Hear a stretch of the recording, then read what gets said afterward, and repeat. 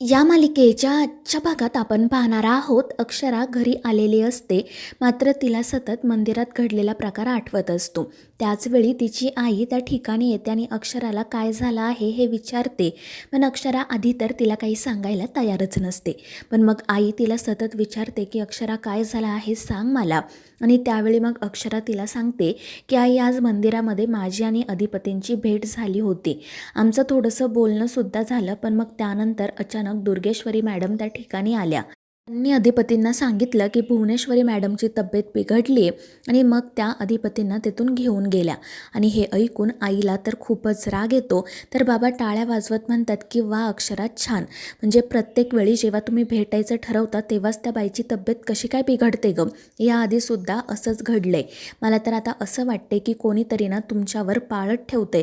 म्हणजे जेव्हा जेव्हा तू आणि तो अधिपती भेटायचं ठरवता तेव्हा तेव्हा भुवनेश्वरी मॅडमची तब्येत बिघडते आणि मग अधिपती तुला सोडून सरळ त्यांच्याकडे धाव घेतात. मला खरंच या बाईचं ना काहीच खरं वाटत नाही आहे. आणि तू मला त्या ज्या काही अटींबद्दल सांगत होती ना, त्यावरसुद्धा आता माझा विश्वास राहिलेला नाही आहे. माझी खात्री आहे की चारुहास सूर्यवंशी त्या बाईपुढे काहीच करू शकणार नाही. त्यांचा त्या भुवनेश्वरी मॅडमसमोर निभाव लागूच शकत नाही. आणि ते ऐकून अक्षरा म्हणते की बाबा, असं खरंच काही नाही आहे. बाबा त्यांच्या परीने खूप प्रयत्न करतायत, मात्र अक्षराचे वडील खूपच चिडलेले असतात आणि ते काही ऐकून घेण्याच्या मनस्थितीमध्येच नसतात. आणि त्यांना सगळ्यात जास्त राग तर अधिपतीचा आलेला असतो. ते म्हणत असतात की त्या अधिपतींचं वागणंच मला कळत नाही. त्यांच्या लेखी तुझी काही किंमत आहे की नाही काय माहिती. प्रत्येक वेळी ते तुला सोडतात आणि त्यांच्या आईसाहेबांकडे धाव घेतात. दुसरीकडे अधिपती भुवनेश्वरीला असं म्हणत असतो की मला असं वाटते की आमचे वडील लग्न टाळण्याचा प्रयत्न करतायत. आणि ते ऐकून भुवनेश्वरी तर पॅनिकच होते. ती म्हणते की नाही नाही, ते असं करूच शकत नाही. आता त्यांनी आम्हाला शब्द दिलाय, तुमच्या डोक्यावर हात ठेवून शपथ घेतली. आता ते आमच्याशी लग्न करण्यासाठी नकार नाही देऊ शकत. तो त्यांच्याकडे पर्याय राहिलेलाच नाही. आणि ते ऐकून अधिपती घाबरून म्हणतो की आईसाहेब, तुम्ही असे घाबरून जाऊ नका. मला जे वाटलं ते मी बोललो, खरं तर मला माफ करा. आणि त्यावेळी भुवनेश्वरी म्हणते की हो अधिपती, पण तुम्ही काळजी करू नका. आमचं ठरलं आहे, आता मोठे मालक जे सांगतील ते आम्ही करणार आणि आम्हाला जे हवं ते ते करणार. त्यांना हे लग्न करावंच लागेल. आणि त्यावर अधिपती म्हणतो की ठीक आहे, पण आता तुम्ही लवकरात लवकर जेवण करून घ्या, कारण जर तुमची तब्येत बिघडली ना तर आमचं कुठे लक्ष लागत नाही. दुसरीकडे अक्षरा अधिपतींची वकिली करत तिच्या बाबांशी बोलत असते, मात्र ते काही ऐकून घेण्याच्या मनस्थितीमध्येच नसतात. आणि मग शेवटी ते रागातच घरातून बाहेर पडतात. त्यामुळे अक्षरा आणि तिची आई काळजीत पडतात. दुसरीकडे भुवनेश्वरी एका बिल्डरसोबत बोलत असते. त्याला सांगत असते की आम्ही शाळेला नोटीस पाठवली आहे, आता तुम्ही तुमचं काम सुरू करू शकता. पुढे काय करायचं हा तुमचा प्रश्न आहे. आम्हाला ती जागा विकून टाकायची आहे. तिथे टॉवर बांधायचा, मॉल बांधायचा की ती शाळा तशीच सुरू ठेवायची हा तुमचा प्रश्न आहे. त्यात आम्ही काही बोलणार नाही. फक्त तुम्ही आता एकदा ती जागा बघून या, कारण आम्हाला आता ती शाळा सुरू ठेवण्यात काहीच अर्थ वाटत नाही आहे. आमचा खूप लॉस होत आहे. आणि नेमका त्यावेळी अधिपती त्या ठिकाणी आलेला असतो आणि तो हे सगळं काही ऐकत असतो. आणि मग भुवनेश्वरीचं त्याच्याकडे लक्ष जातं. ती फोन ठेवते. तर अधिपती तिला विचारतो की आईसाहेब, तुम्ही शाळेबद्दल नेमकं काय बोलत होता? त्यामुळे भुवी घाबरते. दुसरीकडे अक्षराची आई तिला म्हणत असते की बाळा, मागाशी बाबा तुला जे काही बोलले ना त्याबद्दल वाईट वाटून घेऊ नको. तर अक्षरा म्हणते की आई, मला खरंच वाईट वाटलेलं नाही आहे, कारण मला माहिती आहे बाबा जे काही बोलतात ते माझ्या काळजीपोटी. आणि बघ, म्हणूनच तर मी त्यांच्या आवडीची खीर बनवली आहे. आणि ते ऐकून आई तर खूपच खुश होते. आणि मग त्यानंतर त्या दोघीजणी अक्षराच्या आणि इराच्या लहानपणीच्या आठवणींबद्दलच बोलत राहतात. बोलता बोलता इराचाही विषय निघतो. आई अक्षराला म्हणत असते की हल्ली इराचं वागणं मला पटत नाही आहे गं. मी तिला अनेकदा सांगितलं सुद्धा की तू तुझ्या आयुष्याकडे लक्ष दे, अक्षराच्या आयुष्यात ढवळाढवळ करू नको, पण ती काही ऐकत नाही. पण तू प्लीज अक्षरा, तिला कधीही अंतर देऊ नको, ती तुझी बहीण आहे. आणि त्यावर अक्षरा म्हणते की हो आई, तू हे सांगण्याची सुद्धा काही गरज नाही. बघितलंस ना, इराने माझ्या लग्नाच्या वेळी काय केलं होतं ते, तेव्हा मला तिचा खूप रागही आला होता, पण मी शेवटी तिला माफ केलंच ना. आणि यापुढे सुद्धा मी तिला कधीही अंतर देणार नाही.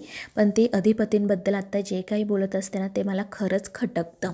तर दुसरीकडे अधिपती भुवनेश्वरीसाठी जेवण घेऊन आलेला असतो, पण ती जेवण करायला नकार देते आणि म्हणून मग अधिपती खूप चिडतो आणि म्हणू लागतो की ठीक आहे, तुम्हीसुद्धा जेवण करू नका, आम्हीसुद्धा जेवण करत नाही, आपण दोघेही आजारी पडू. आणि मग भुवी पटकन म्हणते की नाही नाही अधिपती, आम्ही जेवण करतो, पण देवाने तुम्हाला आजारांपासून 10 हात लांब ठेवावं. आणि मग त्यानंतर पुन्हा एकदा शाळेचा विषय निघतो. अधिपती भुवनेश्वरीला विचारत असतो की आईसाहेब, तुम्ही खरंच शाळा बंद करणार आहात का? तर भुवी म्हणते हो अधिपती, कारण आता आम्हाला त्या शाळेतून कोणताही फायदा होत नाही आहे. मात्र अधिपती म्हणतो की आईसाहेब, मास्तरीणबाईंना हे नाही आवडणार आणि तुम्हाला तर त्यांना घरात घेऊन यायचं आहे. जर तुम्ही शाळा बंद केली ना तर मास्तरीणबाई या घरात नाही येणार. दुसरीकडे अक्षरा आईला म्हणत असते की आई, मला कोकम सरबत हवा आहे. तर आई विचारते की का गं, असं अचानक का मागतेस? तर अक्षरा म्हणते माहीत नाही, सहज प्यावासा वाटला. आणि ते ऐकून आई तर खूपच खुश होते. ती अक्षराला म्हणू लागते की गं, तुला माहिती आहे का, तुला कोकम सरबताचं डोहाळे लागले. आणि ते ऐकून अक्षरालाही हसू येतं. तर अक्षराचे बाबा लगेच अक्षरासाठी कैरी, चिंच आणि बदाम घेऊन येतात. ते म्हणत असतात की अक्षू, मला माहिती होतं तुला डोहाळे लागणार आणि हे सगळे पदार्थ खावेसे वाटणार, म्हणून मी आधीच आणून ठेवले होते. आणि ते पाहून अक्षरा तर खूपच खुश होते. आणि मग त्यानंतर ते तिघेजण एकमेकांशी खूप गप्पा मारतात, आनंदाने वेळ घालवतात. आई बाबा अक्षराला सांगत असतात की तुला जे खावंसं प्यावंसं वाटेल ते सांग, आम्ही तुझे सगळे डोहाळे पुरवू. आणि त्यावेळी अक्षरा मात्र म्हणते की आई बाबा, मला अधिपतींना भेटण्याचे डोहाळे लागले आहेत, त्यांच्याशी बोलण्याचे डोहाळे लागले आहेत. मला आता लवकरात लवकर आमच्या घरी जायचं आहे आणि आमच्या बाळाला अधिपतींच्या कुशीत द्यायचं आहे. आणि ते ऐकून आईबाबांचा चेहराच पडतो. दुसरीकडे भुवनेश्वरी आणि अधिपती बोलत असतात. अधिपती भुवनेश्वरीला समजवण्याचा खूप प्रयत्न करत असतो, पण ती काही ऐकून घ्यायला तयार नसते. ती म्हणत असते की आम्ही ती शाळा बंद करणारच आणि आम्हाला वाटलं होतं की तुम्ही आमचा सपोर्ट कराल. तर अधिपती म्हणतो की आईसाहेब, आम्ही प्रत्येक वेळी तुमचा सपोर्ट केलाच आहे ना, पण हे खरंच आम्हाला पटत नाही आहे. आणि तुम्ही कशाला शाळेचा लोड घेताय, आम्ही बघू ना, आम्ही सगळी शाळेची जबाबदारी घेऊ. पण भुवी ऐकायला तयारच नसते. अधिपती तिला हे सुद्धा सांगतो की शाळेमध्ये मास्तरीणबाईंचा जीव अडकला आहे आणि जर त्यांना तुम्हाला या घरात घेऊन यायचं असेल आणि आमच्या वडिलांसोबत तुम्हाला लग्न करायचं असेल तर तुम्ही शाळा बंद करून खरंच खूप मोठी चूक करताय. मात्र भुवनेश्वरी काही ऐकायला तयार नसते. ती म्हणत असते की या दोन वेगवेगळ्या गोष्टी आहेत, त्या तुम्ही एकमेकांमध्ये नका अडकवू. पण अधिपती म्हणतो की आईसाहेब, तुम्हाला का कळत नाही आहे, या सगळ्या एकत्र जोडलेल्या गोष्टी आहेत, तुम्ही शाळा खरंच नका बंद करू. पण भुवी म्हणते की अधिपती, तुम्ही आम्हाला त्या दिवशी सांगितलं की त्या सगळ्या शिक्षकांचे पगार करा, आम्ही केले ना, मग आता तुम्ही आमचं ऐका. आम्ही ती शाळा नाही चालू ठेवू शकत, आम्ही नोटीस पाठवली आहे, काही झालं तरी शाळा बंद होणारच. त्यानंतर मग दुसऱ्या दिवशी सकाळी फुलपगारे सर स्टाफ रूममध्ये जातात. सगळे शिक्षक विचारत असतात की सर काय झालं, तुम्ही काळजीत का दिसताय? आणि मग त्यानंतर फुलपगारे सर त्यांना ती नोटीस दाखवतात आणि शाळा त्या लवकरच बंद होणार आहे ह्या कळल्यावर ते शिक्षक घाबरतात. मग अक्षरा ही त्या ठिकाणी येते. ती काय झाले हे विचारू लागते. फुलपगारे सर तिला घडलेला सगळा प्रकार सांगत ती नोटीस दाखवतात, त्यामुळे तिलाही मोठा धक्का बसतो. फॅक्टरीमध्ये अधिपती आणि ओंकार बोलत असतात. अधिपती त्याला विचारत असतो की अरे तू काल कुठे गेला होता, मी तुला किती फोन केले.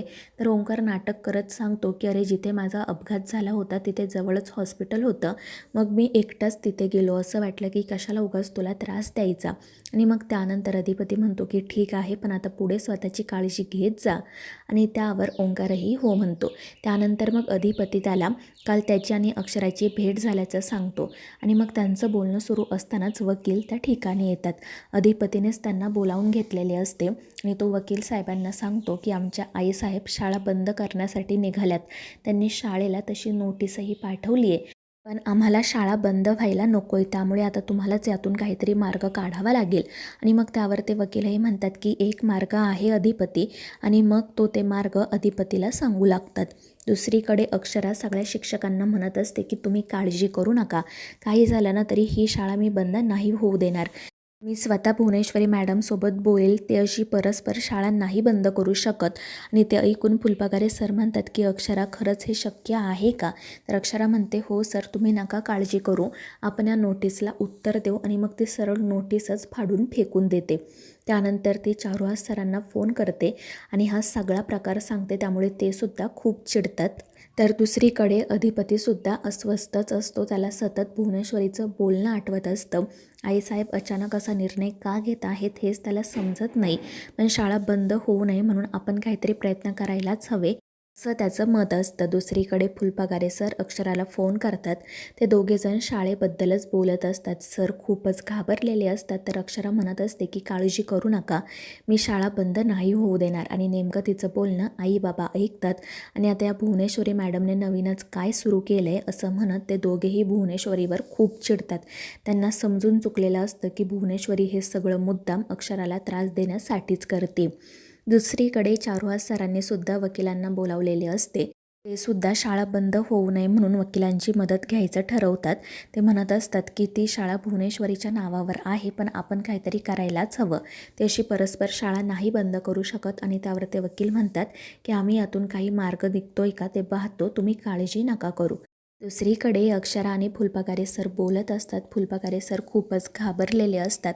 शाळा बंद झाल्यानंतर विद्यार्थ्यांचं, शाळेच्या स्टाफचं कसं होईल याची त्यांना काळजी वाटत असते. पण अक्षरा त्यांना म्हणत असते की नका काळजी करू, त्या शाळेवर फक्त भुवनेश्वरी मॅडमचा नाही तर अधिपतींचा सुद्धा हक्क आहे. आणि माझी खात्री आहे की ते ही शाळा बंद नाही होऊ देणार. तर मित्रांनो, या मालिकेच्या पुढील भागांच्या अपडेट्ससाठी आपल्या चॅनेलला सबस्क्राईब करा.